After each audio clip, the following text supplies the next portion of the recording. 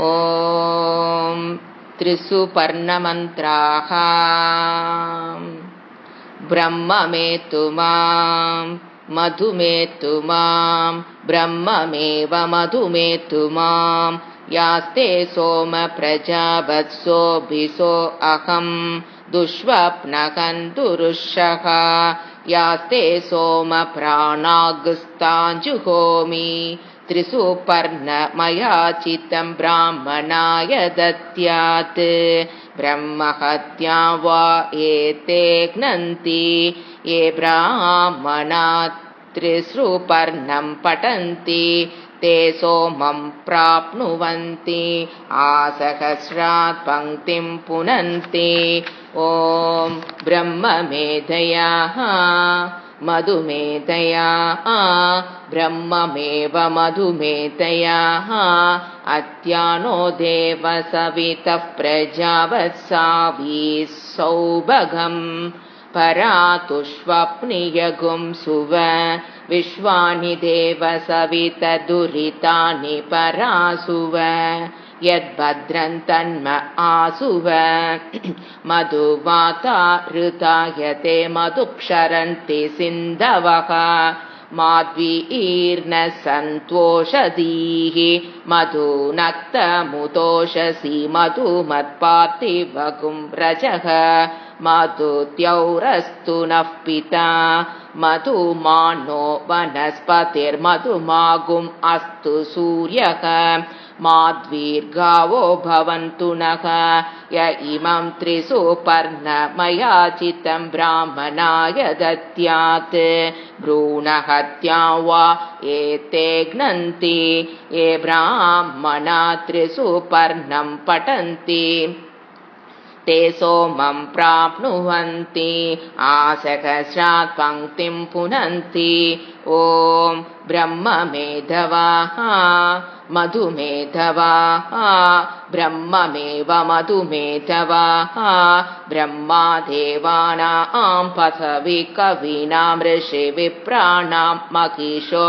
मृगाणां शेनो गृध्राणाकुस्वतेतिर्वणानाकुः सोम पवित्रमत्येतिरेभन् अगुंशुचिषत् वसुरन्तरिक्ष सद्धोतावेति शततिर्धुरो न सत् नृषद्वरसदृतसद्यो मसतब्जा गोचा ऋतजा अत्रजा ऋतं बृहत् ऋचे रुचे त्वा समित्स्रवन्ति सरितो नधेनाः अन्तर्हृदा मनसा पूयमाणाः घृतस्य धारा अभिचाकशीमि हिरण्यै यो वेदसो मध्य आसां तस्मिन् सुपर्णो मधुकृत्कुलाहि भजन्नास्ते मधुदेवताभ्यः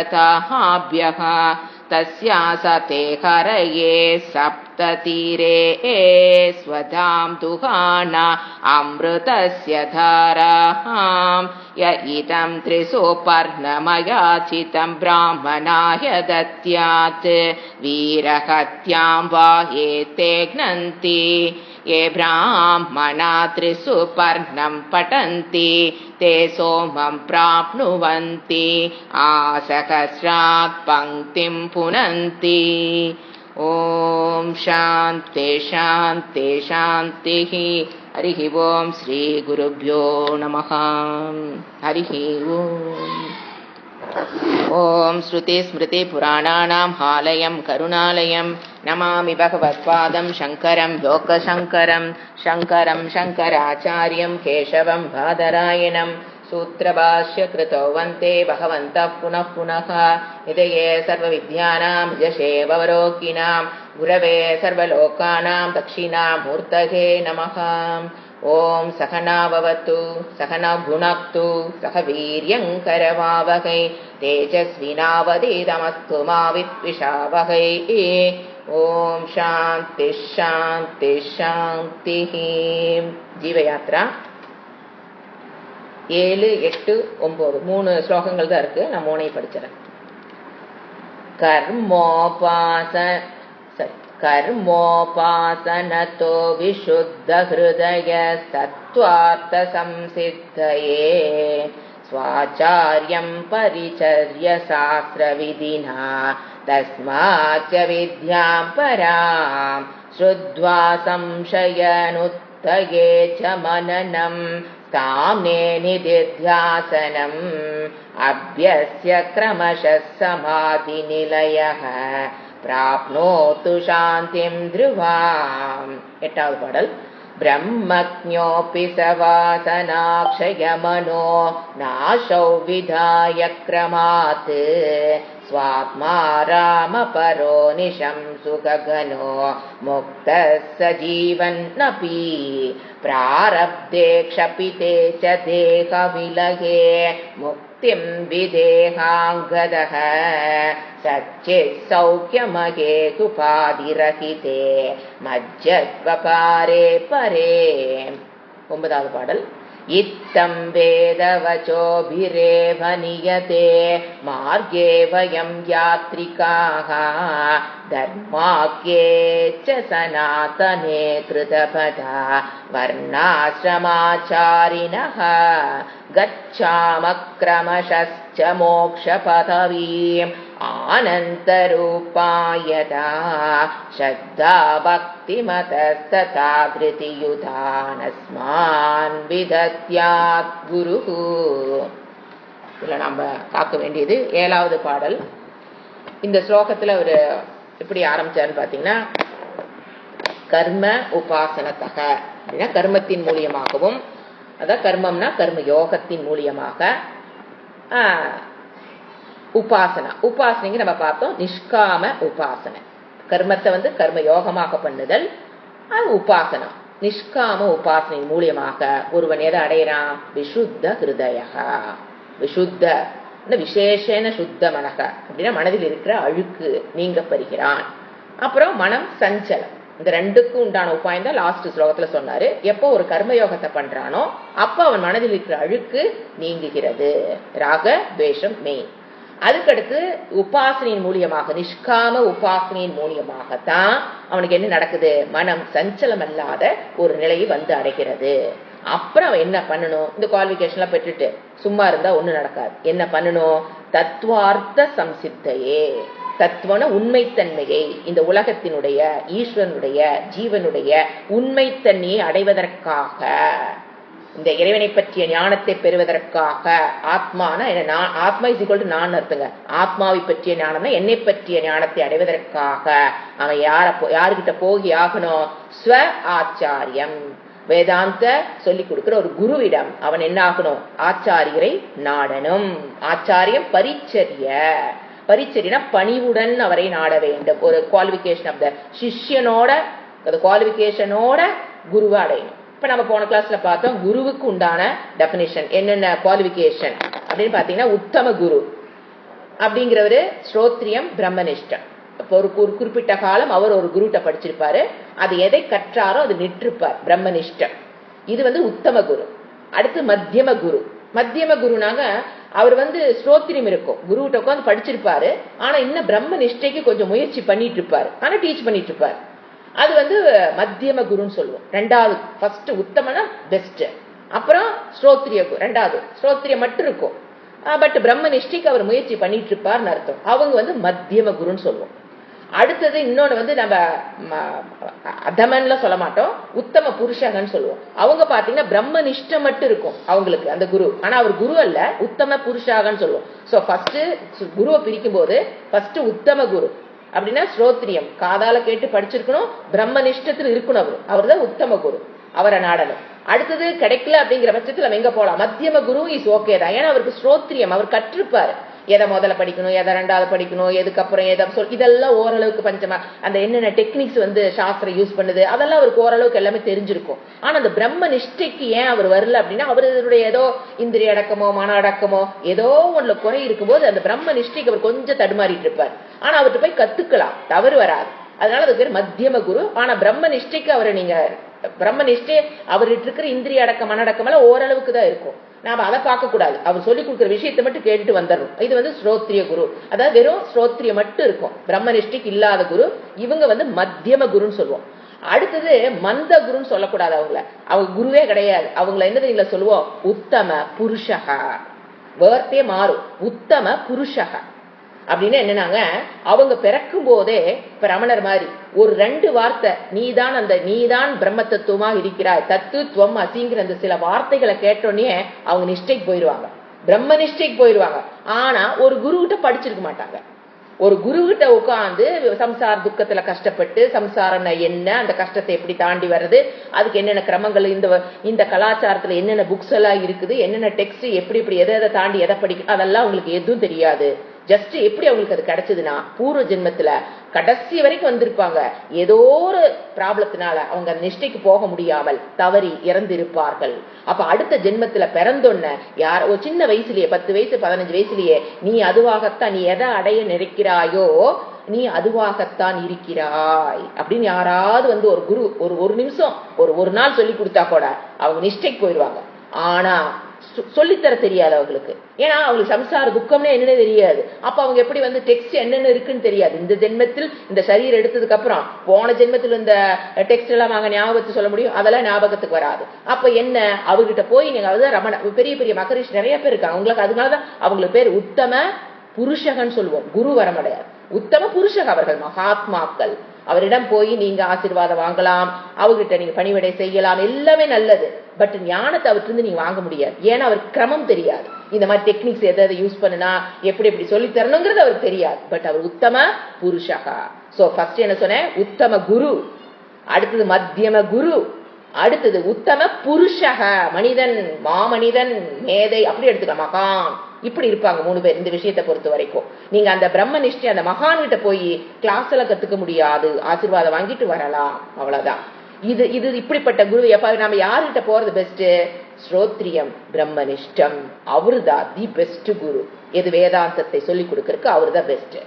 அடுத்தது சிஷ்யன் என்னென்ன குவாலிபிகேஷனை போகணும், இது நீங்க டீட்டெயிலா அடுத்து நம்ம ஆரம்பிக்க போறோம். இந்த டெக்ஸ்ட் அது டீட்டெயிலா வந்தாலுமே தத்துவ போதம்ங்கிற ஒரு டெக்ஸ்ட் இது முடிஞ்சதுக்கு அப்புறம் பஜகோவிந்த முடிஞ்சதுக்கு அப்புறம் நம்ம ஆரம்பிக்கிற டெக்ஸ்ட் தத்துவ போதம்ங்கிற டெக்ஸ்ட். அது சங்கர் எழுதுனது. அதுல எல்லாம் டீட்டெயிலா வரப்போகுது. திருப்பி நீங்க இன்னொரு தடவை கேட்கற மாதிரி வரும். அதனால ஷார்ட்டா மட்டும் சொல்றேன். இப்போ அடுத்து சிஷ்யன். சிஷ்யனுக்கு 4 குவாலிபிகேஷன் வேணும்னு சொல்லுது. சாதன சதுஷ்டய சம்பத்திகி. ஒரு சிஷ்யனா அவனுக்கு 4 இது இருக்கணும் குவாலிபிகேஷன். ஃபர்ஸ்ட் விவேகம், பிரித்து அறிகின்ற சக்தி. அடுத்தது வைராகியம், பற்றற்ற நிலை. ஒரு நித்தியம் எது அனித்தியம் எதுன்னு பிரிச்சு அறியும் போது விவேகம் தான் அவன் எங்க கூட்டிட்டு போகுது, வைராகியத்துக்கு. எது நித்தியம், எது அனித்தியம், எது தர்மம், எது அதர்மம், எது நல்லது, எது கெட்டதுன்னு பிரித்து அறிகிற சக்திக்கு பேர் விவேகம். அது ஸ்டூடெண்ட்டுக்கு இருக்கணும். அதுதான் அவனை எங்க கூட்டிட்டு போகும், வைராகியம். ஏன்னா அனித்திய வஸ்துக்கள பற்றற்ற நிலை, நித்திய வஸ்துவை அடையணுங்கிற ஆசையும் அனித்திய வஸ்துக்களில் பற்றற்ற நிலையும் வர்றதுதான் வைராகியம். அதுக்கடுத்து 3வது சமதம சமாதி ஷட்க சம்பத்தி. அதாவது 3வதுல மறுபடியும் 6 குணங்கள் வரும். சமம்னா இந்திரிய அடக்கம், தமம்னா இந்திரிய அடக்கம்னா தமகா, மன அடக்கத்துக்கு தமிழ் எழுதி இந்திரிய அடக்கம், மன அடக்கம், ஒரு என்ன சொல்றது ஸ்ரத்தா, உப்பரம ஸ்ரத்தா, அப்புறம் திதிக்ஷா. இதெல்லாம் இன் டீட்டெயில் நீங்க பார்க்க போறீங்க. திதிக்ஷானா பொறுமையா இருக்கிறது, உப்பரமனா தனக்குண்டான வேலையில் கவனமாக இருத்தல். உப்பரம மன அடக்கம், இந்திரிய அடக்கம். உப்பரமனா தனக்குண்டான செயலில் உறுதியாக இருத்தல். திதிக்ஷானா பொறுமையாக இருத்தல். அப்புறம் சமதம உப்பரம திதிக்ஷா ஸ்ரத்தா நம்பிக்கை. குரு வேதாந்த வாக்கியேசு ஸ்ரத்தை இருக்கணும் அவருக்கு. குரு வேதாந்த வாக்கியேசு, குரு சொல்லி கொடுக்கிற அந்த வேதாந்த வாக்கியங்களில் ஸ்ரத்த நம்பிக்கை. அதுக்கடுத்து மன அமைதி, ஓரளவுக்கு உண்டான மன அமைதி. இதெல்லாம் இருந்தாலும் கொஞ்சம் மன அமைதி வந்துடும். இதெல்லாம் 3வது பாயிண்ட். சோ ஃபர்ஸ்ட் ஒரு குவாலிபிகேஷன் தேவை விவேகம், 2வது வைராகியம், 3வது சமாதி ஷட்க சமம் முதலிய 6 பண்புகள். அடுத்தது 4வது முமுக்ஷுத்வம். முமுக்ஷுத்துவம் அந்த சம்சார துக்கத்தில் இருந்து நான் விடுபட வேணுங்கிற ஆசை. அதான் முமுக்ஷுத்துவம். மோக்தும் இச்சுகு முமுக்ஷுகு. இந்த சம்சாரத்திலிருந்து நான் விடுபடணும்னு நினைக்கணும். எனக்கு இந்த உலகம் இன்பத்தை கொடுக்குங்கிறவங்க இதுக்குள்ள வர முடியாது. உலகம் எனக்கு வேணுங்கிற இன்பத்தை கொடுக்கும், இப்பத்திக்கு இந்த பிரச்சனைக்கு மட்டும் வழி சொல்லுங்க அப்படிங்கிறவங்க இந்த இதுக்குள்ள வேதாந்தத்துக்குள்ள வரவே முடியாது. ஏன்னா அவங்க அந்த பிரச்சனையிலிருந்து மட்டும் விடுபட்டா போதுன்னு நினைப்பாங்க. மற்றதெல்லாம் நமக்கு போதுங்கிற அளவுக்கு இருக்கு, எனக்கு இறைவன் வேணுங்கிற அளவுக்கு கொடுத்துட்டாரு, என்ன இது ஒண்ணுதான் எனக்கு பிரச்சனை, இதை தாண்டிட்டுனா போதும், மறுபடி பிரச்சனை வராதுன்னு நினைச்சுக்கிறாங்க அவங்க. அப்படி கிடையாது. பிரச்சனைங்கிறது ஆயுசு இருக்க வரைக்கும் வரும். சோ இந்த முமுக்ஷுங்கிறவன் என்ன பண்ணிக்குவான், இந்த மொத்தமா என் டோட்டலா எனக்கு வர பிரச்சனையிலிருந்து நான் வெளியில வரணும், அதுதான் முமுக்ஷு. மோக்து மிச்சுகு, இந்த குணம் அவனுக்குள்ள இருக்கணும். இவங்கதான் இந்த 4 குணங்களையும் உடையவன் தான் ஸ்டூடெண்டாக வர முடியுங்கிறது தத்துவபோதத்துல சொல்லப்படுது. இன் டீட்டெயிலா நாம அங்க பார்க்கலாம். இப்ப வேற சொல்றாரு, இப்படிப்பட்ட சிஷ்யன் இப்படிப்பட்ட குருவை அடையணும். வேதாந்தத்துக்கு எப்பவுமே ஸ்வ ஆச்சாரியம் என்ன, வேதாந்தம் கற்றுக்கொள்ள பிகினிங்ல ஒரு குருவிடம் தான் ப்ராப்பராக வேதாந்தத்தை கற்றுக்கொள்ள வேண்டும். நீங்க சாண்டிங் ஒருத்தர் கத்துக்கிறீங்க, கிராமர் ஒருத்தர் கத்துக்கிறீங்க, அதுவெல்லாம் பிரச்சனை கிடையாது. வேதாந்தத்தை புரிஞ்சு அந்த நிலைக்கு வர்ற வரைக்கும் ஏக குரு தான் அட்வைசபிள். இது வரைக்கும் நம்ம போன கிளாஸ்ல பார்த்தோம். இப்ப இந்த கிளாஸ்ல என்ன சொல்றாரு, சாஸ்திர விதினா நீ எப்படி குரு அணுகணும், சாஸ்திர விதிப்படி. என்னங்க சாஸ்திரம் என்னங்க சொல்லுது, ஒரு சிஷ்யன் குருகிட்ட போகும்போது என்ன சாஸ்திர விதி சொல்லுது அப்படின்னா, இந்த குவாலிபிகேஷனோட இருக்கணும், அதாவது பணிவு, ஸ்ரத்தா. சாஸ்திரம் ஒரு ஸ்டூடெண்ட் கேட்கிற 2 குவாலிபிகேஷன், நீ டபுள் டிகிரி வாங்கினியா, 3 டிகிரி வாங்கினியா, இல்ல நீ பெரிய இன்டெலெக்சுவலி கேலிபர் அதிகமா, ஐக்கு அதிகமா, அதெல்லாம் கேட்கறது இல்ல. ஃபர்ஸ்ட் பணிவு, 2வது அந்த ஒரு ஸ்ரத்தா டுவர்ட்ஸ் நம்பிக்கை. பணிவு, ஸ்ரத்தா, இது 2 தான் மெயின் குவாலிபிகேஷன். அதோட விதிப்படி ஒரு குருவை அணுக வேண்டும். இந்த குவாலிபிகேஷனோட குருவை அணுகணும். அல்லது உள்ள வந்ததுக்கு அப்புறம் இந்த குவாலிபிகேஷன் அவர் சொல்றாரு, நம்ம வளர்த்துக்கணும்னு நினைச்சு வளர்த்திக்கணும். எல்லாத்தோட யாரும் பிறக்க போறது இல்லை. எந்த ஒரு மனிதனும் எல்லா குவாலிபிகேஷனோட யாரும் பிறக்கிறது கிடையாது, வளர்த்தி கொள்ள வேண்டும். அப்படி நம்ம புரிஞ்சுக்கலாம். அப்புறம் என்ன பண்ணுமா, தஸ்மாத்துச்ச, அதிலிருந்து. இப்ப என்னாச்சு, ஒரு ப்ராப்பர் குரு, ப்ராப்பர் குவாலிஃபைடு ஸ்டூடெண்ட் போயாச்சு. அப்ப என்ன பண்ணும், அதிலிருந்து அவர் என்ன பண்ண ஆரம்பிப்பா, சாஸ்திர குரு என்ன பண்ணுவாரு, சொந்த கதை சோக கதை பேசுவாரு. சாஸ்திர புக்கெடு, இந்த புக்கெடு, சீவ யாத்திரா படி, உபனிஷத்துகள் படி, முண்டகோபனிஷத் படி, இல்லைங்களா, நம்ம என்னென்ன படிக்கிறோம் அதெல்லாம் எடுத்து புக் ஒன்னொன்னா உலகத்துக்கு அந்த கண்ணுக்கு நம்ம காட்டுவார். இதெல்லாம் புக்கெல்லாம் இருக்குது, இதெல்லாம் ஒன்னொன்னா காமிப்பாரு. அதை என்ன பண்ணும், வித்யாம் பராம், அந்த ஆத்ம வித்தியை ஸ்ருத்வா, அவர் மூலியமா என்ன பண்ணணும், ஸ்ருத்வா, அந்த வித்தியை அவர் மூலியமாக கேட்டு, ஸ்ருத்வா சம்சய நுத்தயேச்ச, அவரிடம் கேட்டு, அப்படிங்கிறதுக்கு பேரு ஸ்ரவணம். அவரிடம் சிரவணம். இப்ப 3 சாதனங்கள், ஞானத்தை பெறுவதற்கு 3 சாதனம். ஃபர்ஸ்ட் மோட்சத்தை பெறுவதற்கு ஆத்ம ஞானமேவ சாதனம், மோட்சம் தாங்க சாத்தியம். அதுக்கு நேரடியான இது ஞானம், ஞானம் தான் சாதனம். அந்த ஞானத்தை பெறுவதற்கு 3 சாதனம். அந்த ஞானத்தை எப்படி பெறுறது, வேதாந்தத்தை யாருகிட்ட குருமுக படிக்கும் போது 3 ஸ்டெப்ல படிப்போம். ஃபர்ஸ்ட் சிரவணம். சிரவணம்னா அவர் சொல்லி கொடுக்கறத காதுல கேட்கறதுனாக இருந்தாலும், அந்த சிரவண காலம் முடிகிற வரைக்கும் உங்களுக்கு முடிஞ்சதுக்கு அப்புறம் தான் உங்களுக்கு என்ன வரும், ஒரு தெளிவு வரும். வேதாந்தம் ஜீவ ஈஸ்வர ஐக்கியத்தை தான் பேசுது, அதைத்தான் சொல்லி தருதுங்கிற தெளிவு ஏற்படுற வரைக்கும் நீங்க கேட்கறதுக்கு பேர் சிரவணம். தெளிவு ஏற்படணும், வேதாந்தம் எதை சொல்லி தருது, ஜீவ ஈஸ்வர ஐக்கியம், அதுதான் இது. அத ஃபர்ஸ்ட் இந்த சாஸ்திரம் தான் நமக்கு பிரமாணம், அதுல உறுதி ஏற்படும். சிரவண காலத்தில் தான் சாஸ்திரம் தான் நமக்கு கருவி. ஆத்ம ஞானத்தை பெறுவதற்கு சாஸ்திரம் தான் கருவின்னு புரியும் முதல்ல. 2வது அங்க என்ன சொல்லி தராங்க, ஜீவ ஈஸ்வர ஐக்கியம் தான் சொல்லி கொடுக்கிற சப்ஜெக்ட் மேட்டர்னு தெளிவாகும். இது 2ம் கிடைக்கிற வரைக்கும் நீங்க எதை கேட்டீங்கனாலுமே அதுக்கு பேர் சிரவணம். அடுத்து 2வது என்னது, மனனம். 2வது சாதனம் மனனம். மனனம்னாங்க சந்தேகங்களை நீக்குதல். ஏங்க சந்தேகம் வருது அப்படின்னா, நம்மளுக்கு தெரியும் நாம யாரு, அல்பக்ஞக, அல்ப புத்தி, அல்ப சக்தி நம்மகிட்ட இருக்கிறது. சாஸ்திரம் என்ன சொல்லும், ஈஸ்வரனை பத்தி சொல்லும். ஈஸ்வரன் சர்வக்ஞக, சர்வவித்து, சர்வசக்திமானுங்க. அடுத்த என்னங்க, 2 சமங்கும். புரிந்து கொள்ள முடியாது, டவுட் வரும். நானும் அல்பக்ஞக, அல்ப புத்தி, அல்ப சக்தி, ஈஸ்வரனோ சர்வ, அதே சாஸ்திரம் சொல்லுது, சர்வவித்து, சர்வஜக, எல்லாம் சர்வசக்திமான் சொல்லிட்டு 2 சமம்னா கண்டிப்பாக டவுட் வரும். புரிந்து கொள்வது அது எப்படி சொல்லுது, எந்த இடத்துல நின்று 2 பேரும் சமம்னு சாஸ்திரம் நமக்கு காமிக்குதுங்கிறத டவுட் இல்லாம புரிஞ்சுக்கிறதுக்கு பேரு மனனம். ஆல் டவுட் கிளியர் ஆகும் மனனம். அப்ப கேள்வி கேட்கணும். குருகிட்ட போனா கண்டிப்பா கேள்வி கேட்டுத்தான் தெளிவு பெற முடியும். பரிப்ரட்ச, அந்த முண்டகோபனிஷத்து வரும். பரிப்பிரச்சனை சேவையா, சேவையும் இருக்கணும், பரிப்பிரச்சனை நல்ல கேள்வி கேட்க தெரியணும். புரியாத இடத்த நான் இந்த இடம் எனக்கு புரியலிங்கிறது கேள்வி கேட்டாக்கா அந்த ஸ்டேஜுக்கு பேரு மனனம். மனனம் இல்லாமல் சாஸ்திர ஸ்டடி கம்ப்ளீட் ஆகாது. அதுக்கடுத்து மூணாவது சாதனம் நிதித்தியாசனம். அங்க என்ன போட்டு சுத்வா சம்சய நுத்பன் சம்சய நுத்தையே ச மனனம் ஸ்தாம்னே. அதாவது அடுத்தது மனனம். மனனம் முடிஞ்சதுக்கு அப்புறம் நிதித்தியாசனம். ஸ்தாம்னே நிதித்தியாசனா, பெற்ற ஞானத்தில் நிற்றலுக்கு பேரு நிதித்தியாசனம். சோ உங்களுக்கு சிரவண காலத்திலேயே ஞானம் ஏற்பட்டுவிடும். என்ன நடக்குன்னு பாருங்க. நீ சிரவணம் கேட்கும் போதே ஞானம் ஏற்பட்டுவிடும். ஆனா டவுட்டோட இருக்கும். அப்போ அந்த மனன காலத்தில் தான் டவுட் கிளியர் ஆகும். சரி, ஓகே, ஞானம் சம்சய ரகித ஞானம், அது டவுட்ல போயிடுச்சுல அப்படின்னா அது நிக்க முடியாது. அப்ப அதுக்கு என்ன பண்ணணும்? அது பெற்ற ஞானத்தில் நீங்க டக்கு நிக்க முடியாது. கிளாஸ் முடிகிற வரைக்கும் அது நிக்கிற மாதிரி இருக்கும். கிளாஸ் முடிஞ்சு வெளியில் போடனே வெளியில வர மாதிரி இருக்கும். ஏன்னா ஆத்மாவை பற்றிய ஞானத்தை பெறுவது மட்டும் முக்கியம் நினைச்சிட்டு இருக்கிறோம். அதுக்கு அடுத்து இன்னொன்று கூடவே இருக்குது. இந்த அனாத்மா நான் நல்லன்னு புரிஞ்சுக்கணும். ஆத்மாவை பற்றிய ஞானம் அப்படியே ஞானம், அறிவு, மாறாத அறிவு அதெல்லாம் சொல்லி கொடுக்கும்போது புரிஞ்சிச்சுங்க. அது மட்டும் பத்தாது. இந்த அனாத்மா நான் அல்லன்னு எடுத்து நான் அல்லங்கிறது புரியணும். அப்போ அந்த சரீர அபிமானம், அதுக்கு பேர் தான் சரீர அபிமானம். இந்த அனாத்மாவை என்ன பண்ணி வச்சிருக்கிறேன்? நான் எடுத்து வச்சிருக்கேன். அது ஒரு நாள்ல போகாது. அதுக்கு என்ன தேவைப்படும்? நிதித்தியாசனம்னா dwelling in the subject matter. எதை நீ பெற்றாயோ, எந்த ஞானத்தை நீங்கள் பெற்றீர்களோ அதுல யூ ஹாவ் டு டுவெல். எப்படி குலோப்ஜான் சக்கரப்பாகல ஊறுது, அந்த மாதிரி அந்த ஞானத்தில் என்ன ஆகணும்? ஊறணும். ஊறணும்னா ஏங்க ஒரு குலோப்ஜானை போட்டு உள்ள போய் படுத்துக்கலாமா? ஊறுதல் என்றால் இப்ப ஞானத்தில் ஊறுதல் தான் எப்படி? அது எப்படிங்க ஊறுறது? குலோப்ஜான் ஊற போடச்சுன்னா ஊற போட்டுருவோம், ஊறுகாய் ஊற போடச்சுன்னா ஊற போட்டுரும். நான் எப்படிங்க ஊறுறது அப்படின்னா திருப்பி திருப்பி அதை சிந்தித்தல் ஊறுதல். ஊறுதல் என்னது? திருப்பி திருப்பி அதை நீங்க சிந்திக்கணும் ஆச்சுங்களா. இப்ப நிதித்தியாசனத்துல சாஸ்திரம் சொல்லும், 2 விதமான நிதித்தியாசனம் சொல்லும்.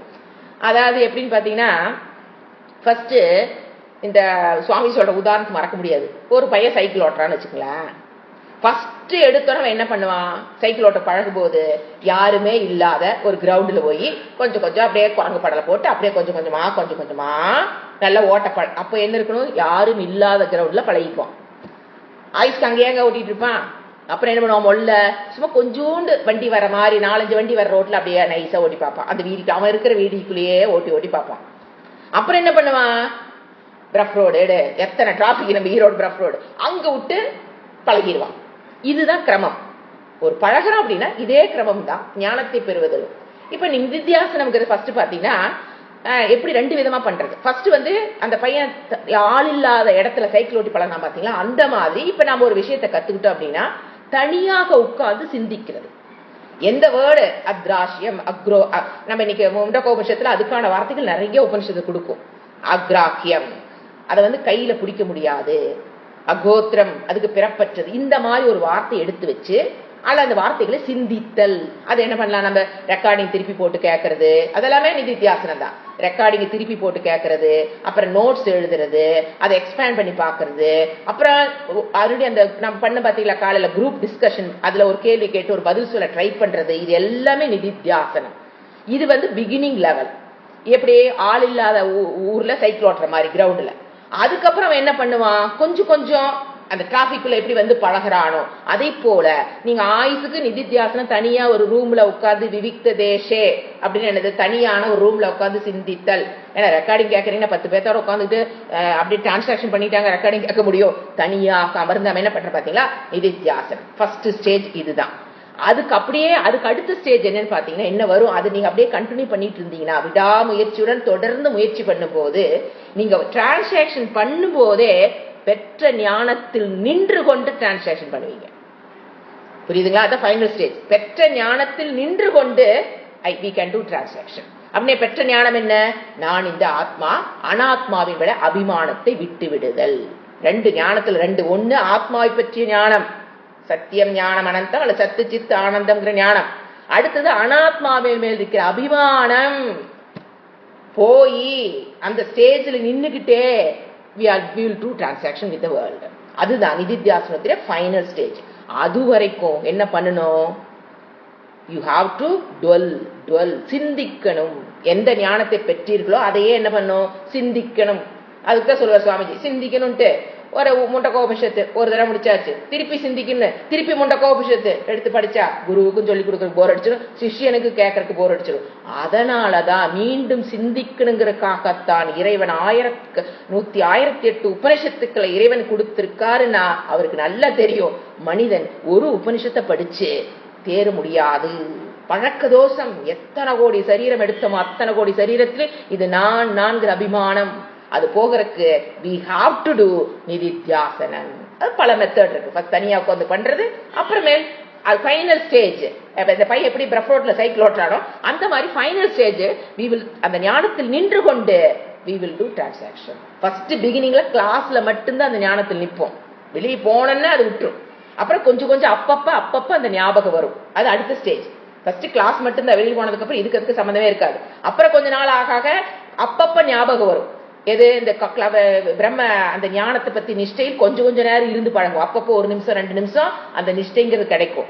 அதுக்கப்புறம் ஃபைனல் ஸ்டேஜ் தான் காலையில இருந்து சாயங்காலம் வரைக்கும் எவ்வளவு நேரம் நீங்க டிரான்சாக்சன் பண்றீங்களோ அது வரைக்கும் அந்த பிரம்ம நிஷ்டையில் இருந்து கொண்டு டிரான்சாக்சன் பண்றதுதான் அல்டிமேட் இன் நிதித்தியாசனம். அது வரைக்கும் என்ன, இது வரைக்கும் இதெல்லாம் சிந்திக்கணும். இது 3வது சாதனம். சோ இவர் என்ன சொல்றாரு, சிரவணம் ஃபர்ஸ்ட் சாதனம், மனனம் 2வது சாதனம், 3வது நிதித்தியாசனம். எதுக்கு, ஞானத்திற்கு. அந்த ஞானம் தான் உங்களுக்கு எதை கொடுக்கும், மோட்சம், ஆனந்த பிராப்தி, துக்க நிவர்த்தி. அந்த ஞானத்துக்கும் மோட்சத்துக்கும் நோ கேப், ஞானத்துக்கும் மோட்சத்துக்கும் நோ கேப். ஞானம் அப்படின்னா மோட்சம், அதுல 2 கேப் கிடையாது. ஆச்சுங்களா? இது சொல்லி முடிச்சிட்டாரு. அடுத்து என்ன சொல்றாரு, இப்படி 3 சாதனத்தை சொல்றாரு. அடுத்து என்ன சொல்றாரு, நிதித்தியாசனம் செய்ய வேண்டும். அடுத்தது அபியஸ்ய கிரமசக, என்ன சொல்றாரு, கிரமமா ஃபாலோ பண்ணணும், பின்பற்றி முறையாக பின்பற்றணும். முறையாகனா ஒரு கிரமம் இருக்கு. ஃபர்ஸ்ட் எதை படிக்கணும், 2வது எதை படிக்கணும். எடுத்தோடனே நான் உபனிஷத்து கிளாஸுக்கு வரேன், எடுத்தோடனே நான் கீதா பாஷ்ய கிளாஸுக்கு வரேன், ஒன்னும் புரியாது.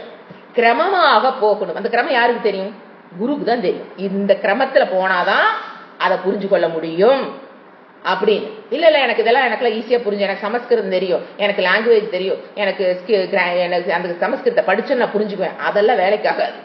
அதை புரிந்து கொள்வதற்கு நாம குவாலிஃபை ஆயிட்டோமா அப்படின்னு கிரமமாக, அதான் வேர்டு பாருங்க, முறையாக செல்லணும். எடுத்தோன்னு உபனிஷத்து கிளாஸ் எல்லாம் புரியாது, சொல்லிக் கொடுக்கவும் கூடாது, சொல்லிக் கொடுத்தால் புரியாது. ஆச்சுங்களா? கிரமமாக முறையாக பின்பற்றுதல்னா இப்ப நீங்க போயிட்டு இருக்கிறது பேர் முறை. ஏன்னா முறை ஸ்டூடெண்ட்ஸுக்கு தெரியாது, குருவுக்கு தான் தெரியும். என்ன முறையில் அழைத்து செல்லணுங்கிறது குருவுக்கு தான் தெரியும். குருவை நீங்க சரண்டர் ஆயிட்டா ஆகணும், அவர் போற வழியில் தான் போயாக்கணும், வேற வழி கிடையாது. சுயமா முயற்சி பண்ணீங்கன்னா நம்ம தலையில நாமளே மண்ணை போட்டுக்கிறதுக்கு சமம். ஏன்னா தெரியாத ஃபீல்ல எப்படி நீங்க யூ வில் ஃபைண்ட், புரிஞ்சுங்களா? மார்க்கெட்ல விற்கிற புக்கை வாங்கி நானே படிக்கிறேன், ஒரு உபனிஷத் சொல்லி கொடுத்துட்டாங்க இல்லையா, அடுத்த உபனிஷத் நான் பாக்குறேன், எல்லாத்தையும் பாத்துருக்கல கூட. நான் ஒரு உபனிஷத் சொல்லி கொடுத்தேன், நான் ஈஷாவாசிய புக்கை இதை எடுத்து படிச்சுட்டேன், அதெல்லாம் தப்பு. அதெல்லாம் அதாவது நம்மள நாமளே தலையில மண்ணை போட்டுக்கிறதுக்கு சமம்.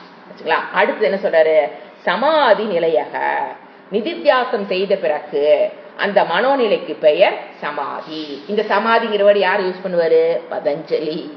இந்த மோட்சத்துக்கு அவர் என்ன வேர்டு யூஸ் பண்ண பாத்தீங்களா, அதத்தான் இவர் யூஸ் பண்றாரு, சமாதி. சமாதி நாங்க 2 விதமான சமாதி ஞாபகம் வச்சுக்கணும். ஒண்ணு, நீங்க ஒரு உபாசனை பண்ணி ஒரு மந்திர உபாசனை, ஒரு ஜப உபாசனை, அதை பண்ணி வர நிலைக்கு பேரு சமாதி. அது என்ன சொல்றது, மோட்சத்தை கொடுக்காது, அது ஒரு ஏகாக்கிர சித்தத்தை கொடுக்கும். அதுக்கு உங்களுக்கு அஷ்டமா சித்திகள்லாம் வரும். சும்மா ஒரு மந்திரத்தை எடுத்து வச்சு, ஏக்க மந்திரம் உபதேசம், ஓம் நம சிவாய, ஓம் சிவாய நமக எடுத்து வச்சு அதை சொல்றதன் மூலியமாக உங்களுக்கு ஒரு சமாதி கிடைக்கும். அதுக்கு மேல அஷ்டமா சித்தியும் கிடைக்கும். அதை பத்தி இங்க இவரு பேசல. இங்க பேசுறது அதுக்கு என்ன பேரு, பதஞ்சலி பேரு பவ பிரத்யய சமாதி, சம்சாரத்தில் இருக்கக்கூடிய சமாதி. ஏன்னா அது உங்களுக்கு ஆனந்த பிராப்தி கொடுக்காது. வெளியில வந்தோன்னு என்ன ஆயிரும், மனம் பழைய நிலைக்கு போயிடும். அது பவ பிரத்யய சமாதி. இவர் இங்க சொல்றது உபாய பிரத்யய சமாதி. அப்படின்னா வேத மந்திரங்களை கேட்டு நம்ம குவாலிஃபை பண்ணி கரெக்டான குருகிட்ட போய் ஒரு ஃபர்ஸ்ட் எங்கிருந்து ஆரம்பிக்கணும், தர்மத்துக்கு உட்பட்ட வாழ்க்கையிலிருந்து ஆரம்பிச்சு குவாலிபிகேஷனை பெற்று சரியான குருகிட்ட போய் உட்கார்ந்து படிச்சு புரிஞ்சு அது அந்த நிதித்தியாசனம் பண்ணி நிதித்தியாசனம் முடிகிற நிலையில் அதுக்கு பேரு சமாதி. எப்போ? அப்ப நிதித்தியாசனம் முடிகிற ஸ்டேஜ் என்ன சொன்னேன்? அந்த ஞான நிஷ்டையில் இருந்து கொண்டு I can transact with this world. அதுதான் சமாதி. இங்க உட்கார்ந்து கண்ண மூடி உட்கார்ந்து பண்ற சமாதி அல்ல. ஏன்னா யூ ஆர் டூயிங் டிரான்சாக்ஷன். அந்த ஞானத்தில் நின்று கொண்டு ஐ எம் டூயிங் டிரான்சாக்ஷன் அப்படிங்கிறது தான் சமாதி. இதுக்கும் அந்த சமாதிக்கு நிறைய வித்தியாசம் இருக்கு, தெரிஞ்சுங்களா? இவர் அதுதான் பதஞ்சலி வேர்டே போட்டார். அது சம்சார சமாதிப்பா, பவப்பிரத்யேய சமாதி. அது ஞானத்தை கொடுக்காது. இதுதான் ஞானத்தை கொடுக்கும். ஞான நிஷ்டையில் நம்ம இருந்து ஆனந்த பிராப்தி, துக்க நிவர்த்தியை 100% கொடுக்கக்கூடியது இந்த சமாதி. அதையே அவர் என்ன சொல்றாரு? பிராப்னோத்து சாந்திம் துருவம். எதை அடைகிறானமா? சாந்திம் துருவம். துருவம் சாந்தின்னு என்ன? அப்ப அத்ருவம் சாந்தின்னு ஒண்ணு இருக்கா? இவர் என்ன சொல்றாரு? துருவம் சாந்தி அடைகிறான். அப்ப அதுக்கு துருவம்னாங்க நிலையான சாந்தின்னு எடுத்துக்கலாமே. தமிழ்ல நிலையான. அப்ப நிலையற்ற சாந்தின்னு ஒண்ணு இருக்கிறதுனாலதானே இவர் நிலையான சாந்தின்னு போடுறாரு, இல்லைங்களா? ஒரு வேர்டு போடுறாருன்னா ஏன் போடுறான்னு யோசனை பண்ணி பாருங்க. நிலையான சாந்தின்னு என்ன? அப்ப நிலையற்ற சாந்தின்னு என்ன? இதுக்குதான் சமஸ்கிருதத்துல 2 வேர்டு சொல்லுவாங்க.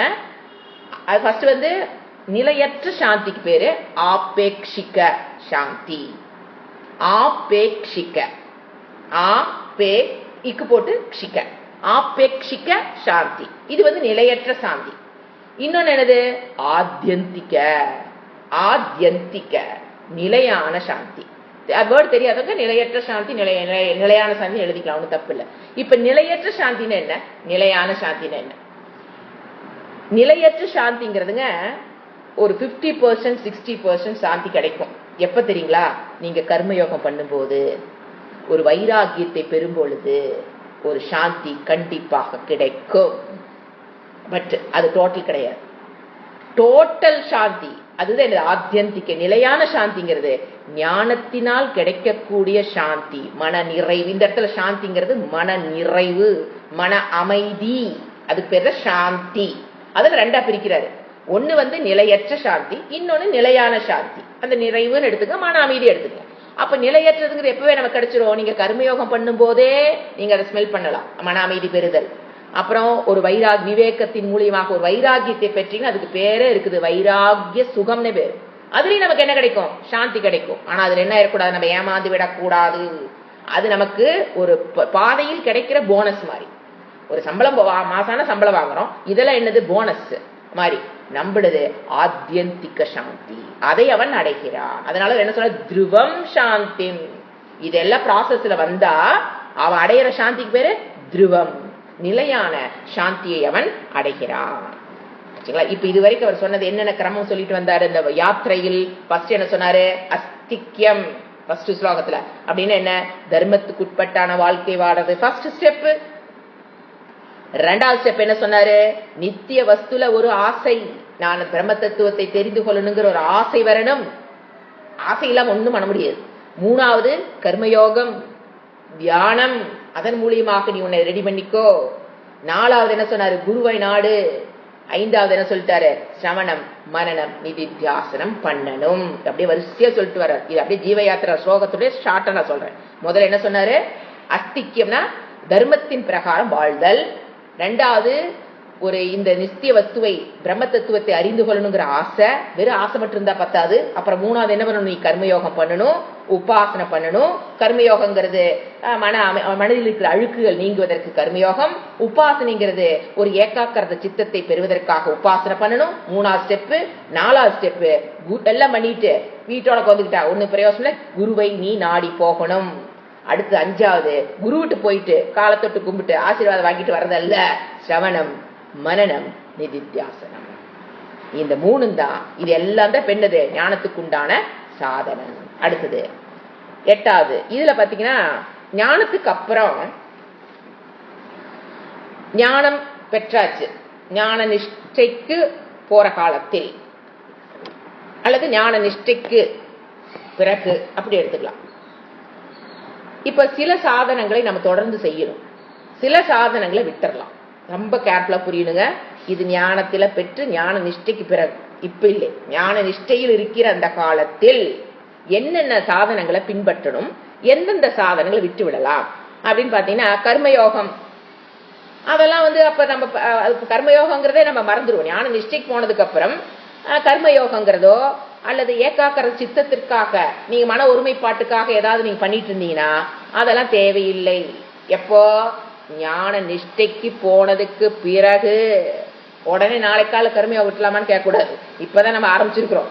ஞான நிஷ்டைக்கு போனதுக்கு அப்புறம் இந்த மாதிரி சாதனங்களை விட்டு விடலாம், தவறில்லை. பாராயணம், பூஜை எல்லாமே சில பேர் விட்டுருவாங்க.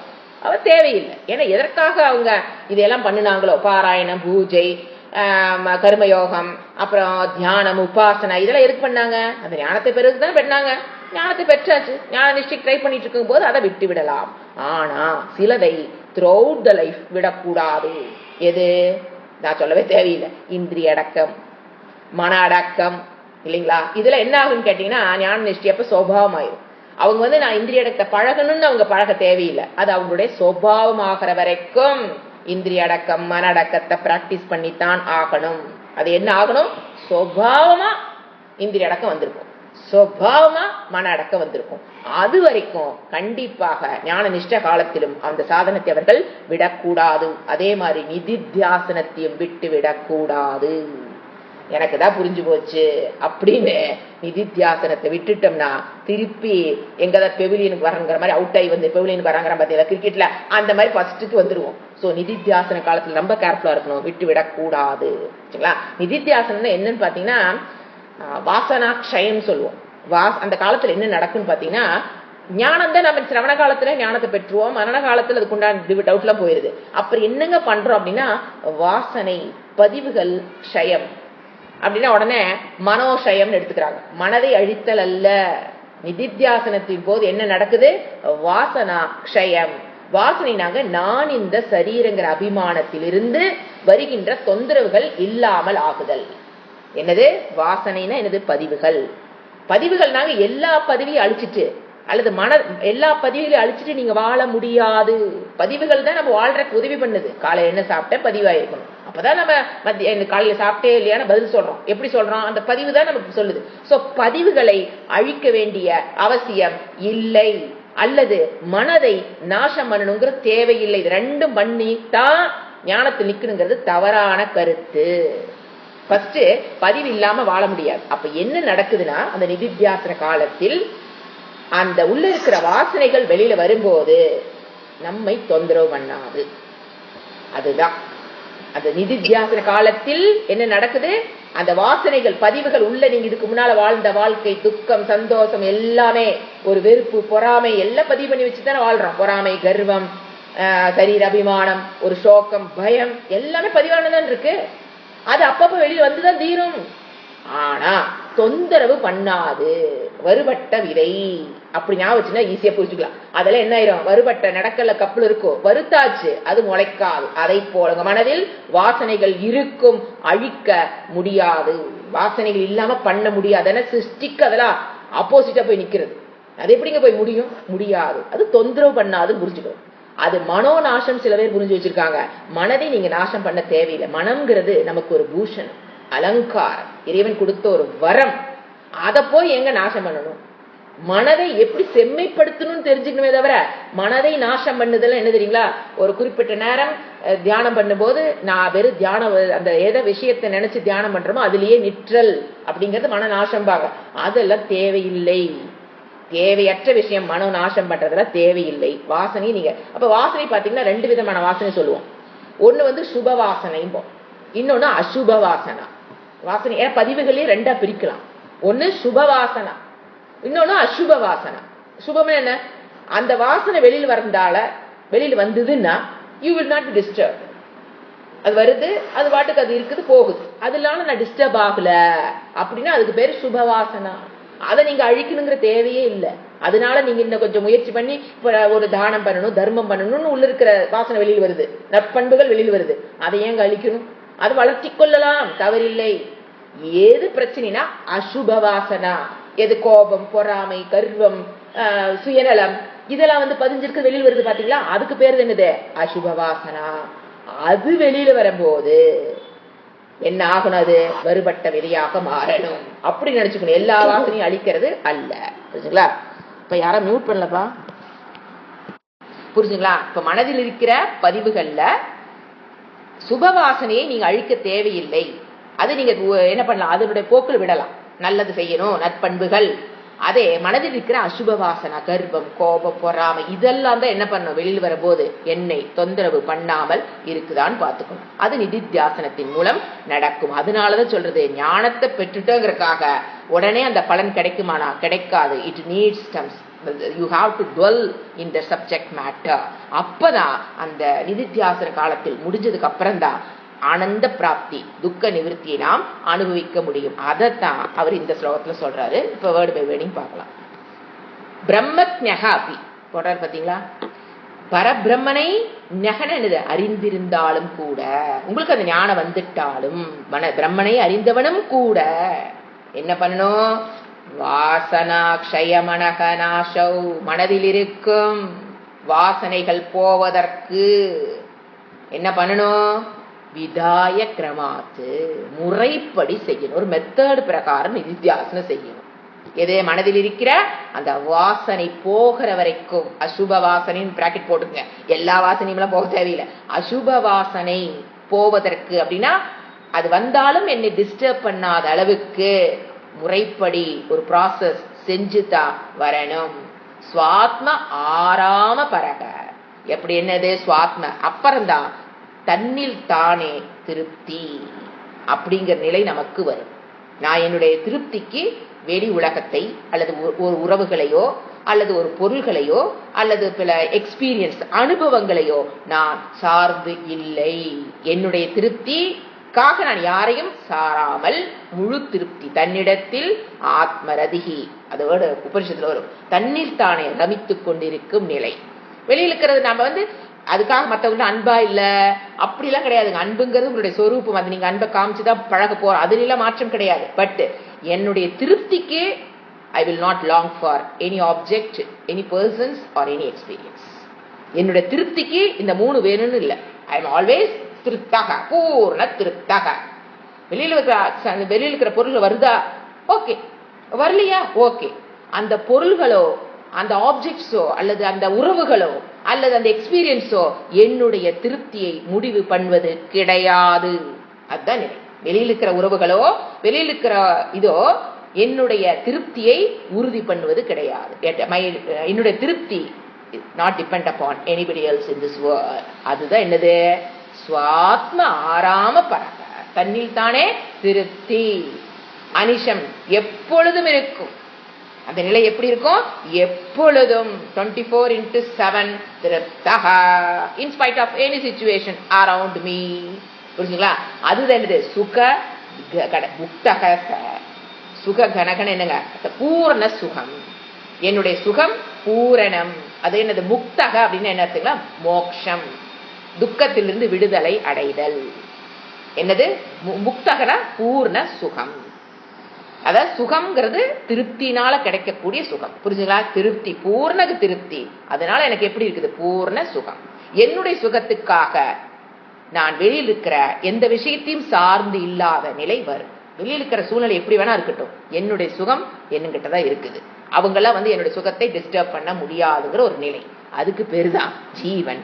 ஜீவன் அப்பி வாழ்ந்து கொண்டிருக்கும் பொழுது இந்த நிலைக்கு வர்றதுதான் மோட்சம்ங்கிறார். ஒடிமின்பை மோட்சம் ஜீவன் அப்பி, நீ இந்த உலகத்தில் ஜீவித்துக் கொண்டிருக்கும் பொழுதே உன்னுடைய திருப்தி, உன்னுடைய சந்தோஷம், உன்னுடைய அமைதி will not be disturbed by external objects or external relations or external experiences.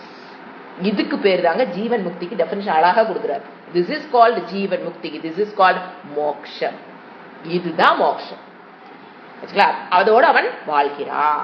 எப்போ இந்த கிரமம் சொல்லிட்டு வந்தார் பாத்தீங்களா, இவ்வளவு நேரம் ஒரு கிரமமா தர்மத்தோடு உட்பட்டு வாழணும், கர்மயோகம் பண்ணணும், ஒரு குருவை நாடனும், குவாலிபிகேஷன் வளர்த்துக்கணும், சிரவண மன நிதி தியாசனம் எல்லாம் பண்ணினதுக்கு அப்புறம் இந்த ஞானத்தை பெற்று ஞான நிஷ்டைக்கு வந்தீனா ஜீவன் முக்திக்கு அதனுடைய பலன் என்னன்னா, யூ வில் ஹாவ் ஒரு ஹாப்பினஸ். அதாவது திருப்தி, மன திருப்தி, மன நிறைவு என்பது doesn't depend upon external things or objects. அப்படி வச்சுக்கோங்க. things are object or experience or relations. அதை நம்பி உங்க மனம் திருப்தி, அவங்களை நம்பி இல்ல. இப்ப எப்படி இருக்குன்னு யோசனை பாருங்க. இப்ப நம்ம என்ன நிலை இருக்குன்னு யோசனை பாருங்க. மை அமைதி, depends on external objects, external relations. அவங்க கரெக்டா இருந்தா நான் நிம்மதியா இருப்பேன், அவங்க கரெக்டா இல்லைன்னா நான் நிம்மதி இழந்துறேன். எனக்கு சுத்தி இருக்கிற பொருள்கள் கரெக்டா இருந்தா நான் நிம்மதியா இருக்கிறேன், அவங்கள கரெக்டா இல்ல ஆப்ஜெக்ட்ஸ்ல சரியில்லைன்னா நான் நிம்மதி இழந்துறேன். இதுல இருந்து அப்படியே உல்டா. திஸ் இஸ் மோக்ஷம், திஸ் இஸ் மோக்ஷம். அவங்க அந்த சூழ்நிலை உறவுகள்னால பிரச்சனைகள் வருங்க, but I will not be disturb. என்னுடைய திருப்தியில் இருந்து நான் விலக மாட்டேன், என்னுடைய நிறைவில் இருந்து நான் விலக மாட்டேன் சொல்றதுதான் மோக்ஷம். ஜீவன் முக்தி. ஜீவித்துக் கொண்டிருக்கும் போதே அவன் இதை பெறணும். இறந்ததுக்கு அப்புறம் பார்க்கலாம். அது விதேக முக்தின்னு பேர். மறுபடியும் ஒரு சரீரத்தை எடுக்கிறது இல்லைங்கிறது அது அப்புறம். இப்ப எனக்கு என்ன வேணும்? ஆனந்த பிராப்தி, துக்க நிவிருத்தி. என்னை நான் மாற்றிக்கொள்வதின் மூலியமாக மட்டும்தான் ஆனந்த பிராப்தி, துக்க நிவிருத்தி கிடைக்க முடியுமே தவிர உலகத்தை மாற்றி உறவுகளை மாற்றி அவங்கள முயற்சி அதில் ஆனந்தத்தை பெறுவதுங்கிறது நடவாத காரியம். ஆனா நாம இதுக்கான முயற்சி தான் பண்ணிட்டு இருக்கிறோம். வெளியில் இருக்கிற சூழ்நிலை மாற்றுவதற்கும், வெளியில் இருக்கிற உறவுகளுடைய பழக்க வழக்கங்களை அல்லது அதுகளை மாற்றுவதற்கும், பொருள்களை மாற்றுவதற்கும் ட்ரை பண்ணி தான் என்ன ஆயிட்டு நம்ம சோர்ந்து போயிட்டோம். விரக்தியில நிக்கிறோம். கடைசி எங்க நிற்போம்? விரக்தி. இது ஏன் வந்ததுன்னா உல்டாவா ட்ரை பண்ணிட்டு இருக்கிறோம். சோ எனக்குள் ஒரு மாற்றத்தை கொண்டு வந்து அதை என்ன நான் பண்ணிக்கலாம். இட்ஸ் மை சாய்ஸ் இல்லீங்களா? It's my choice. I can change to my thinking pattern to any up to any level I can change, but you cannot change anybody else in this world. You cannot change anybody in this world. அப்போ இப்ப என்ன சாஸ்திர சொல்லி கொடுத்து புரிஞ்சுதுங்களா? எனக்குள் ஒரு மாற்றத்தை கொண்டு வந்து ஆனந்த பிராப்தி, துக்க நிவர்த்தியை தவிர வெளி உலகத்தை மாற்றி வருகின்ற துக்கம் அதுக்கு மாற்றவும் முடியாது. அது உங்களுக்கு ஆனந்த பிராப்தியும் கிடையாது, துக்க நிவர்த்தி கிடையாது. அதைத்தான் சாஸ்திரம் சொல்லி கொடுக்குது. பிராரப்தே ஷபிதேச்ச. நீ கர்மம் முடிகிற வரைக்கும் உன்னுடைய எந்த கர்மத்தை எடுத்துட்டு வந்த பிராரப்தம் எதிலிருந்து அந்த சஞ்சித்த மூட்டையில் பல ஜென்மங்களாக சேர்த்து வச்ச அந்த சஞ்சித்த மூட்டை கர்மத்திலிருந்து ஒரு கொஞ்சம் குறிப்பிட்ட 50% பாப்பம் 50% புண்ணியத்தை எடுத்துட்டு வந்து பிறந்திருக்கோம் பாத்தீங்களா? பிராரப்தம். அது முடியும் தேக விலைய வரைக்கும். You can have this happiness. முடிஞ்சதுக்கு அப்புறம் இவர் என்ன சொல்றாரு? நீ இறந்ததுக்கு அப்புறம், இறக்குற வரைக்கும் நீ சந்தோஷமா வாழலாம். இந்த ஞானத்தை பெற்றால் you can have happy life till your death. After death என்ன நடக்கும்? அதுக்கு பேரு விதேக முக்தி. அத சொல்றாரு. தேக விலையே, தேகம் விழும் பொழுது அப்படின்னு இறப்பு, தேகம் முக்தியம் விதேகா விதேகாங்கதக அப்படின்னா விதேக முக்தி அவன் அடைகிறான். கதகனா செல்லுதனா அடைகிறான். விதேக முக்தியை அடைகிறான். எப்படிங்க இது பாசிபிள்? இப்ப நான் ஃபர்ஸ்ட் ஜீவன் முக்தியை ரெடி பண்ணி புரிஞ்சுக்காச்சு. இப்ப அடுத்து என்ன சொல்றாரு? விதேக முக்தி அப்படின்னா எப்படிங்க அவனுக்கு அடுத்த பிறவி இல்லாமல் போகுது? இந்த ஞானத்துக்கும் அந்த அடுத்த பிறவிக்கு என்ன சம்பந்தம்? அதாவது அடுத்த பிறவி நாம ஏன் பிறக்கிறோம்னு கேட்டீங்கன்னா, வாட் இஸ் த மெயின் ஹேத்து? காரணம் புண்ணியம் பாப்பம். அதுதான் என் பிறவிக்கு, அடுத்த பிறவிக்கு காரணம் என் மூட்டையில் இருக்கிற புண்ணியம் பாப்பம் தான். இப்ப இந்த ஞானம் ஏற்படும் பொழுது அந்த புண்ணியத்தை பாப்பத்தை யார் தூக்கிட்டு இருக்கிறா? என்னிடம் இருக்கிற அகங்காரம். நான் இந்த சரீரம்ங்கிற அகங்காரம், ஐயோ அந்த ஈகோல நினைச்சுக்காதீங்க. நான் இந்த சரீரம்ங்கிற அந்த எண்ணம் தான், அந்த அகங்காரம் தான் அந்த மூட்டையை தூக்கிட்டு வச்சிருக்குது. அதனோட தோல்ல அந்த சுவாமி சொல்லுவாரு, கழுத பொதி சுமக்கிற மாதிரி தூக்கிட்டு வந்திருக்காம. அதெல்லாம் மறக்க முடியாத வார்த்தைகள். கழுதை எப்படி பொதி சுமக்குதோ அந்த மாதிரி நம்ம என்ன பண்ணிட்டு இருக்கிறோமாமா? ஏன்னா ஒரு ஜென்மத்தில தூக்கணும் கழுத பொதி, கோடான கோடி ஜென்மமா என்னத்தை தூக்கிட்டு இருக்கிறோம்? இந்த அகங்காரம் தான் என்ன பண்ணிட்டு இருக்குது? அந்த மூட்டைய தோல்ல போட்டு தூக்கிட்டு இருக்கு, முதுகுல போட்டு தூக்கிட்டு இருக்குது ஆச்சுங்களா? அந்த அகங்காரம் தான் தூக்கிட்டு இருக்கிறாள். இங்க ஞானம் என்ன பண்ணுது? அந்த அகங்காரத்தை இல்லாமல் ஆக்கி விடுகிறது. அந்த அகங்காரம் போனோன்ன அதனால தூக்கப்பட்ட விஷயங்கள் என்ன ஆயிருது? எரிக்கப்பட்டு விடுகிறதுன்னு வருது. இது எப்படி புரிஞ்சுக்கலாம்? போனதே ஒரு உதாரணம் சொல்லி நினைக்கிறேன். அதாவது இதுல ஒரு பெட்ஷீட் மேல ஒருத்தர் நிக்கிறாங்க. பெட்ஷீட் மேல நிக்கிறவங்கள நீங்க விழ வைக்கணும். புண்ணிய பாப்பங்கிறது அந்த பெட்ஷீட் மேல நிக்கிறவங்க புண்ணிய பாப்பமா நினைச்சுக்கோங்க. அந்த பெட்ஷீட் கீழே விரிச்சிருக்கீங்க பாத்தீங்களா? அந்த பெட்ஷீட் அகங்காரம் எடுத்துக்கோங்க. தட் இஸ் அகங்காரம். அது மேலதான் யார் நிக்கிறா? புண்ணிய பாப்பம் நிக்குது. அது மேலதான் அவர் நிக்கிறாரு. நீங்க அவரை விழ வைக்கணும்னா, சின்ன குழந்தைங்களா ஏமாந்த எங்க ஊர்ல அப்படிதான் பண்ணும். நின்றுட்டு ஏதாவது நின்று அது அப்படி பிடிச்சி உருவி விட்டுருவாங்க. நீங்க அந்த பெட்ஷீட் உருகும் போது அந்த ஆள் கீழே விழுகிறானா? ஆனா அவங்க கூட எந்திரிச்சிருவான். இது என்ன பண்ணுது? எரிக்குது. அகங்காரத்தை என்ன பண்ணிருந்தது? எரிக்குதுனாங்க சாம்பலாக்கப்படுகிறது. உங்க புண்ணிய பாப்பம் சாம்பலாக்கப்படி, அதுக்கு பேரு ஞான அக்னி பேரு. இந்த செயலை செய்யறதுனாலதான் அதுக்கு ஞானத்துக்கு பேர் அக்னி, நெருப்பு அப்படின்னு சொல்லுவோம். சோ அது என்ன பண்ணுது, இதுதான் நடக்குது. அது விதேக முக்தி காலத்தில், உங்களுடைய ஜீவன் முக்த காலத்திலே உங்க பாப்பம் எல்லாம் நல்லிஃபை ஆயிரும், புண்ணியம் எல்லாம் நல்லிஃபை ஆயிரும். அது எப்ப அடுத்த கேது புண்ணிய பாப்பத்தை அது என்ன பண்ணுது, அழித்து விடுகிறது. அது என்ன சொல்றாரு, தேகம் விழும் பொழுது சச்சித் சௌக்கியமையே சச்சிதானந்த சொரூபத்தில் உபாதி ரகிதே, உபாதி இல்லாத பிரம்மனிடத்தில், அடுத்தது கரையற்ற மேலான ஒன்ன பிரம்மனில் அவன் மூழ்கிறான். அப்படின்னு என்னன்னா, இறந்ததுக்கு அப்புறம் என்ன நடக்குது, அந்த பிரம்மனிடம் அவன் ஐக்கியமாகிறான். அப்படின்னா என்ன, இப்போ பிரம்மனிடம் ஐக்கியம் ஆகுதல் அப்படின்னாங்க, இப்ப பிரம்மன் எங்கேயோ தனியா அங்க இருக்காரு, நாம இங்க இருக்கிறோம், போய் ஜாயிண்ட் ஆகுறது அப்படி இல்லை, அங்க துவைதம் வந்துடும். அப்படி அல்ல, நாம எப்பவுமே என்னவாத்தான் இருக்கிறோம், பிரம்மஸ்வரூபம் தான் நம்முடைய மனதில் வெளிப்பட்டு கொண்டிருக்கிற reflected consciousness, original consciousness, reflected conscious. மனம் தான் என்னது, ரிஃப்ளெக்டிங் மீடியம். என்ன ஆகுது அப்படின்னா, நம்மளுடைய சரீரத்துல ஃபர்ஸ்ட் ஸ்தூல சரீரம் என்ன ஆகுது, இந்த மண்ணோட மண்ணா போயிருது. அதாவது 5 பூதங்கள் 5 ஸ்தூல பூதங்களோட கலந்துரும். இந்த ஸ்தூல சரீரம் கீழே விழும்போது அது 5 பூதங்களோட போய் கலந்துரும். அப்புறம் அதுக்குள்ள யார் இருக்கிறா, சூக்ஷ்ம சரீரம் இருக்கா, அந்த சூக்ஷ்ம சரீரங்கள் 5 பூதங்களால் ஆனதுதான். அது என்ன பண்ணும், அந்த 5 பூதங்களோட போய் கலந்துடும். இன்னொன்னு யாரு, காரண சரீரம். அது எப்பவே அவன் ஜீரோ பண்ணிட்டான், ஜீவன் முக்தி காலத்திலேயே அந்த அகங்காரங்கிறது இல்லாம போகும்போது புண்ணிய பாப்பா இஸ் நல்லிஃபைடு. இதுதான் பிரம்மனோடு கலத்தல்ங்கிற அர்த்தம் இதுதான். ஏன்னா அப்படிங்கும் போது அந்த ரிஃப்ளெக்டிங் மீடியமே இல்லைங்க போது, மனம் தானே ரிஃப்ளெக்டிங் மீடியம், சூக்ஷ்ம சரீரம் அதுவே இல்லைங்க போது வேர் இஸ் ஒரிஜினல் கான்சியஸ். எப்ப ஆல்ரெடி என்னவாத்தான் இருக்கிறான், ஐ ஆம் த ஒரிஜினல் கான்சியஸ் ஆல்வேஸ். நீங்க ஞானத்தை பெற்றதுக்கு அப்புறம் தான் ஒரிஜினல் கான்சியஸ் அல்ல, ஞானத்தினால நான் ஒரிஜினல் கான்சியஸ் தெரிஞ்சுக்கிறதுனால, அகங்காரத்திலிருந்து விடுபடுறதுனால உங்களுக்கு அடுத்த சரீரம் இல்லை. புரிஞ்சுங்களா, நீங்க கிளாஸுக்கு வந்தாலும் வள்ளினாலும் ஐ ஆம் த ஒரிஜினல் கான்சியஸ்னஸ். ஆனா அது அறிவு இல்லாதனால இந்த ரிஃப்ளெக்டட் கான்சியஸ், நான் அகங்காரம், நான் இந்த சரீரம், மனம் நான், ரிஃப்ளெக்டிங் மீடியம் நான் எடுத்துக்கிறதுனால அந்த அகங்காரம்ங்கிறது பொய்யான உருவாக்கப்பட்ட ஒரு இதனால புண்ணிய பாப்பத்தை சுமந்துட்டு இருந்தேன். அந்த புண்ணிய பாப்பை விட்டோன்ன அந்த சூக்ஷ்ம சரீரம் ஸ்தூல சரீரம் எல்லாம் அந்தந்த இதோட கலந்துருது. There is no reflecting medium, there is no அகங்காரம். அப்ப எங்க போய் அடுத்த எப்படி எடுப்பீங்க? இதுதான் என்னது, பிரம்மனோட கலத்தல்ங்கிறது ரொம்ப நல்லா புரிஞ்சுக்கணுங்க. ஏன்னா பிரம்மத்தோட எங்க தனியா இருந்துட்டு போய் கலக்கிறது அல்ல. அப்ப அந்த ரிஃப்ளெக்டிங் மீடியம் இல்லாம போகும்போது there is no reflection. there is no reflecting medium தானே. மனம்ங்கிறது இல்லாம போகும்போது என்ன நடக்க போகுது, there is no reflecting. Already புண்ணிய பாப்பம் போச்சு, அவ ஸ்தூல சரீரம் இல்ல, சூக்ஷ்ம சரீரம் இல்ல, அப்ப காரண சரீரம் இல்ல, அப்ப என்ன, ஒண்ணும் இல்ல, அவ்வளவுதான். போய் களத்தல் போய் புரிஞ்சு கூடாது. அடுத்த ஸ்லோகம் இத்தம் முடிக்கிறார். இந்த மாதிரி வயம் யாத்திரிக்காக, இப்ப நாம எங்க இருக்கிறோம், யாத்திரையில போயிட்டு இருக்கிறோம்.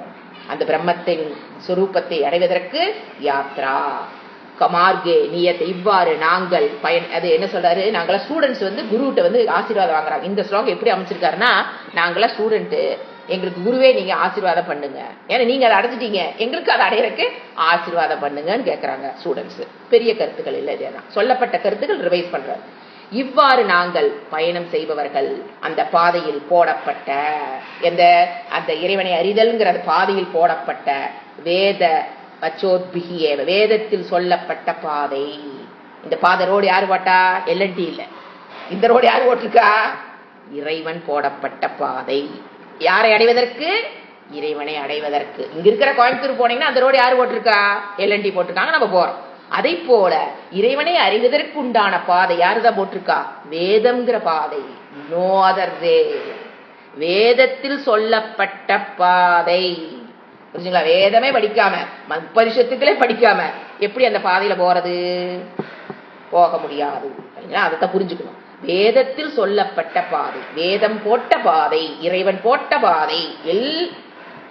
தர்மாக்கியே ஃபர்ஸ்ட் எங்க ஆரம்பிக்கணும், பாதை எங்க, ஃபர்ஸ்ட் ஊர் எது? இப்ப ஈரோட்ல இருந்து கோயம்புத்தூர் போறோம் அப்படின்னா ஃபர்ஸ்ட் எது, போய் என்ஹெச் பிடிக்கிறோம் பாத்தீங்களா, அந்த மாதிரி ஃபர்ஸ்ட் போய் என்ஹெச் பிடிக்கிறோமா இல்லையா, அந்த மாதிரி ஃபர்ஸ்ட் என்ன பண்ணணும், என்ஹெச் பிடிக்கிறோமா, அந்த மாதிரி தர்ம ஃபர்ஸ்ட் என்னது, தர்மம். ஃபர்ஸ்ட் நீங்க எதை பிடிக்கணும், தர்மம்.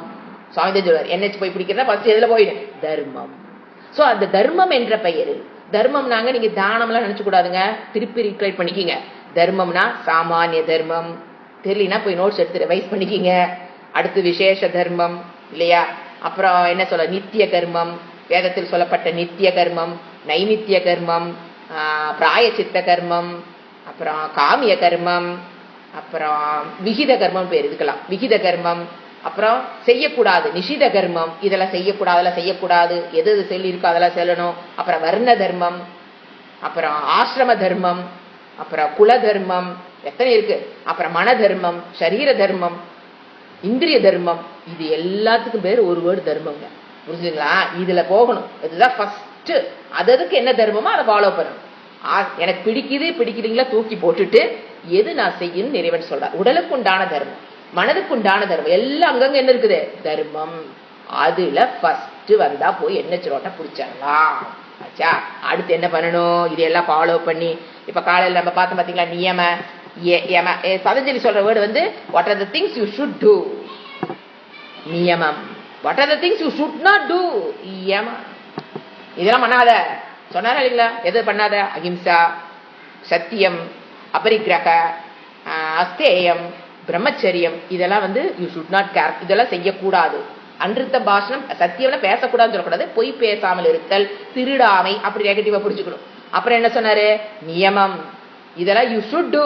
எது, சௌச்சம், சுத்தம், சந்தோஷம், திருப்தி, சுவாத்தியாயம், வேதத்தை தினம் ஓதுதல், சிந்தித்தல், அப்புறம் ஈஸ்வர பிரணிதானம், இறைவனை தினம் வணங்குதல், அப்புறம் தபக, தபம், நற்பண்புகளை பெற்றுக் கொள்வதற்குண்டான தவம், இதெல்லாம் சேர்த்து ஒரே விட என்ன போட்டாரு, தர்மாக்கியே.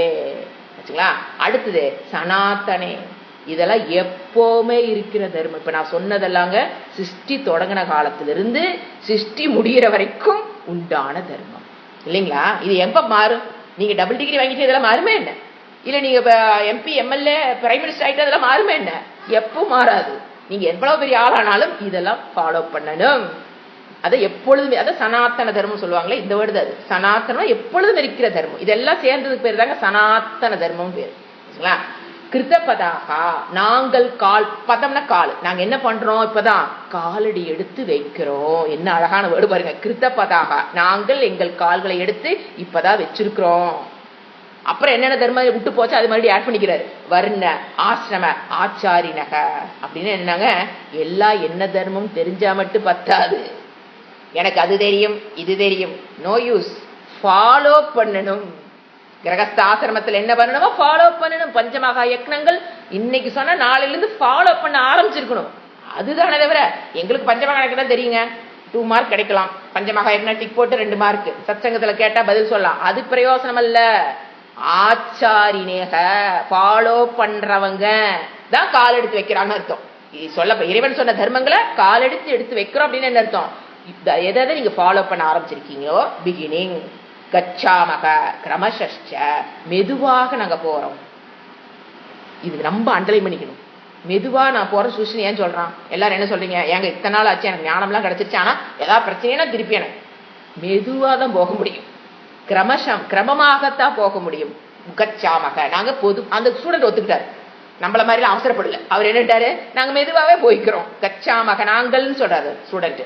கிரமசக, நாங்க மெதுவா கிரம பிரகாரம் நீங்க எப்படி சொல்றீங்களோ அப்படி நாங்க டிராவல் ஆகிறோம். இப்பதான் காலடி எடுத்து வைத்திருக்கிறோம். ஃபர்ஸ்ட் டெக்ஸ்ட் ஜீவ யாத்ரா சொல்லி கொடுத்திருக்கீங்க, இப்பதான் ஃபர்ஸ்ட் ஸ்டெப் காலடி எடுத்து வைத்திருக்கிறோம். மோட்ச பதவியும் எதுக்கு ஃபர்ஸ்ட் ஸ்டெப்? மோட்சத்தை அடைவதற்கான முதல் படிதான் ஜீவ யாத்ரா. அதைத்தான் நாங்க இப்ப எடுத்து வச்சிருக்கிறோம். நாங்க கிரமமா முறைப்படி போய்க்கிறோம். ஆனந்த ரூபம் யதா, எவ்விதம் அந்த ஆனந்த ரூபத்தை, ஸ்ரத்தா பக்தி மத, என்ன இருக்கணும் அந்த ஆனந்த ரூபத்தை, ஆத்ம இறைவனை பற்றிய தத்துவத்தை, ஞானத்தை, ஆனந்த பிராப்தியை அடைவதற்கு என்ன வேணும் எங்களுக்கு? மெயினா ஸ்ரத்தா பக்தி. என்ன சொல்லிட்டாரு? ஸ்ரத்தை இருக்கணும் எங்களுக்கு, பக்தி, சரணாகதி, புத்தி. பக்தின்னு என்னங்க? சரணடைதல். குரு வேதாந்த வாக்கியத்தை ஸ்ரத்தை, குருவிடம் சரணடைதல், வேதத்திடம் சரணடைதல். எதை சரண் பண்றது? புத்தியை சரணடைதல், அடைதல். திருதி புதான அஸ்மான், உறுதியான திருப்தி. நாங்க எப்படி இருக்கிறோம்? புமான, நாங்க மாணவர்கள், புமான மாணவர்கள் எடுத்துக்கலாங்க, மாணவிகளும் சேர்த்துக்கலாம். நாங்க திருத்த உறுதியா இருக்கிறோம். மனதுல சத்தை இருக்கு, எங்களுக்கு பக்தி இருக்கு, நாங்க உறுதியா இருக்கிறோம். என்னன்னு இந்த ஞானத்தை பெற்றே தீர்வது, இந்த சரீரத்தில் இருக்கும் போதே பெற்று தீரதுன்னு உறுதியா இருக்கிறோம். எங்களுக்கு அப்படியெல்லாம் இருக்கிற எங்களுக்கு விதத்யாத குரு, அனுகிரகம் செய்யுங்க குரு. எங்களுக்கு இந்த பாதையில் ஃபர்ஸ்ட் ஸ்டெப் எடுத்து வச்சிருக்கிற இந்த பாதையில் எங்களுக்கு அனுகிரகம். அனுகிரகம் பாத்தீங்கன்னா என்னென்ன அனுகிரகம் வேணும் தெரியுங்களா? இதுக்கு பேர் ஆத்ம அனுகிரகம். அதாவது ஃபர்ஸ்ட் வந்து ஈஸ்வர அனுகிரகம் சொல்லுவோம். நீங்க இந்த பாதையில் டிராவல் ஆகிறதுக்கு யார் யாருடைய அனுகிரகம் வேணும்? ஃபர்ஸ்ட் ஈஸ்வர அனுகிரகம். அவர் இல்லாமல நம்ம பாதையை எடுத்து வைக்க முடியாது. அடுத்து ரெண்டாவது குரு அனுகிரகம். குரு சொல்லி கொடுத்தாவே நம்ம இந்த பாதையில டிராவல் ஆக முடியும். ரெண்டாவது. மூணாவது சொல்லுவது தெரியுங்களா என்னன்னு? ஆத்ம அனுகிரகம். அப்படின்னா உங்களுக்கு நீங்களும் அனுகிரகம் பண்ணிக்கணும். அப்பதான் இதுல டிராவல் ஆக முடியும். உங்களுக்கு யாராவது வந்து எடுத்து போட்டு இந்த உங்களை வந்து ஒரு டிராவல்ஸ்காரன் வந்து உங்களை தூக்கி போட்டு வண்டியில உட்கார வச்சு கொண்டு காமித்து விடுவான்னு எதிர்பார்க்க கூடாது. நம்ம டிராவல் ஆகணும். அதுக்கு உண்டான முயற்சி நாம. அதுக்கு பேர் தான் சுய முயற்சி. வகுப்புகள் அட்டன் பண்றது, கிளாஸை கேட்கறது, திருப்பி போட்டு கேட்கறது, டவுட் என்னன்னு கேட்கறது, சத்சங்கத்துல இதுவா அதுவான்னு தெளிவாகிறது, இதெல்லாம் என்னது? உங்களுக்கு நீங்களே செய்து கொள்கின்ற அனுகிரகம். இதுக்கு பேர் ஆத்ம அனுகிரகம். இந்த 3 அனுகிரகத்தையும் எங்களுக்கு வேணும். நீங்க ஆசீர்வாதம் பண்ணுங்க. லட்சியத்தில் உறுதியாக நாங்க இருக்கிறோம். நாங்க அதை விட்டு விலகிற மாதிரி இனிமேல் ஐடியாலாம் கிடையாது. எப்படியாவது அடைஞ்சதுன்னு உறுதியோடு இருக்கிறோம். சாதனத்தில் எங்களுக்கு வந்து சாஸ்திரத்து மேல, குரு மேல எல்லா பக்தி ஸ்ரத்தா எல்லாம் இருக்கு. ப்ளீஸ் எங்களுக்கு அனுகிரகம் செய்யுங்கள் அப்படின்னு சொல்லி என்ன முடியுது? நம்மளுக்கு ஜீவ யாத்ராங்கிற இந்த டெக்ஸ்ட் இன்னையோட முடியுது. ஓம் சாந்தி சாந்தி சாந்தி. ஹரிஹி ஓம் ஸ்ரீ குருப்யோ நமஹ. ஹரிஹி ஓம்.